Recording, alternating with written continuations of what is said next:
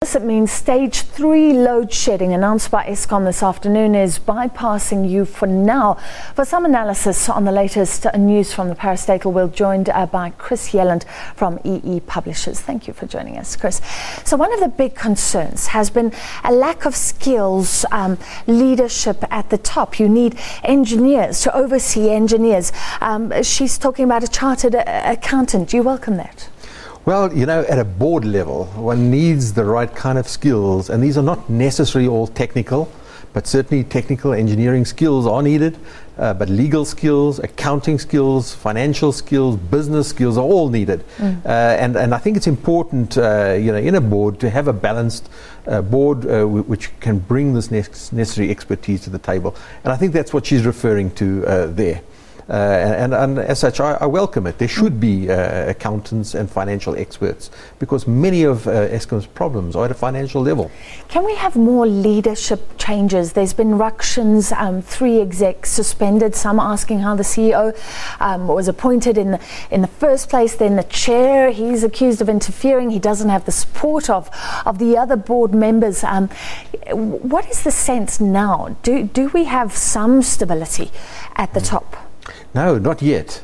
And I must say this stability goes further than just Eskom's executive management. It goes to, for example, the Minister of Energy. In the last 20 years, we've had 7 ministers of energy. That's 1 every 3 years. And these are not energy experts. These are people that have to get to know the job, get their feet on the ground, get to grips with the past and deal with the future. And to have a new Minister of Energy every 3 years is very disruptive. Of course, it's not just the senior management, it's also the board. We've had these board changes. The new board is very new. There's not a lot of continuity between the previous board and the new board, a lot of new faces. And then, of course, we see the problems at the Eskom management level, the executive level. We're sitting now with you know, a number of acting executives, and during this period, which really is a crisis, to have acting executives who are not really empowered to make these decisive decisions that are necessary is not good for the organization. So this management turbulence, a lot of changes at CEO level, at financial director level, at many of the top executive levels have changed, in addition to the recent suspensions. What about the additional turbulence that an investigation can bring? So that was brought up when the 3 execs were suspended. Is that investigation the same as this deep probe she's talking about, and she wants to cap it at 3 months? You know, there have been calls quite widely for an independent investigation. Some even were looking for an investigation with judicial oversight, in other words, a commission of inquiry. What we initially had announced was a war room. Which is still there. That's right, it's still there. But then shortly thereafter, yet another inquiry initiated by the board through the chairperson. And now this chairperson has moved on, but that this new inquiry hasn't yet been constituted. Its terms of reference haven't been set, and there's even a 3rd inquiry. Eskom's executives went out to tender for 20 independent auditors to audit all contracts above 300 million rand that had been approved by the board.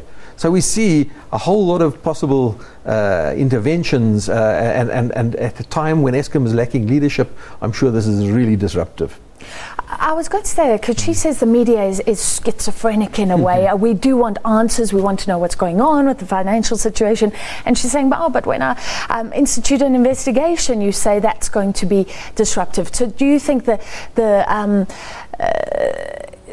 positives don't outweigh the access that we will gain to information, don't outweigh the disruption that an investigation can cause? Well, I must say I disagree with the Minister.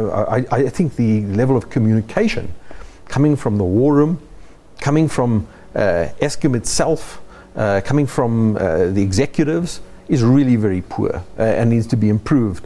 You know, you cannot have junior sort of the media room handling all communications. You need a communication specialist at executive level to handle this communication with the media. The media are doing their job. They are doing it on behalf of the public, and the public have a right to know because it affects every one of us, including business and the economy, and I think they should do a lot better communicating. I think that we should have more use of the word crisis when this affects GDP, it affects jobs in this country. She did say, however, that we're not looking at a collapse of the grid. We're not even close to that. Do you buy that? Well, you know, one has to be careful of being over-optimistic, but one also must be careful about being over-pessimistic. I do think a total national blackout, there's not a high probability of it, especially as we're getting good practice in doing rotational load shedding, which is really one of the interventions that you do in order to deal with this possibility of a national blackout. So the very fact that we are practicing the routines and the protocols necessary to avoid national blackouts is a good sign. Not that it's good to have blackouts, but at least we're getting practice in managing and avoiding a national blackout. Chris, final question. She brought up something that I think a lot of people don't understand, the independent power producers, people feeding into the grid.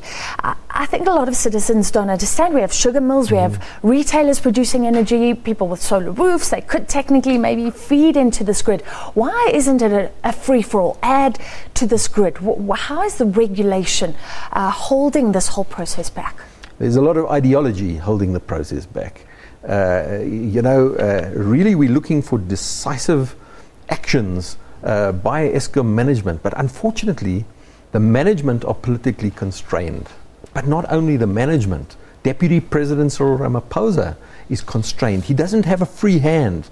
You cannot do, unfortunately, they are not able to do the important business decisions that need to be taken, are constrained for ideological reasons. I hope people are going to wake up and realize that, you know, in the last 2 years, when Eskom has brought on 100 megawatts of wind farm, the private sector have brought on 1,500 megawatts of renewable energy. This is the difference between a vertically integrated monopoly and a market-orientated sector. And I think we need to move that way.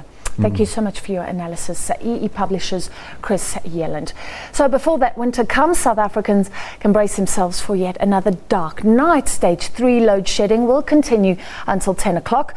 The power utility is also battling a work stoppage still at its Medupi power station, which is still being constructed in Limpopo to help alleviate some of the strain on the grid. Workers have refused to end an illegal strike, demanding bonuses for work completed thus far. No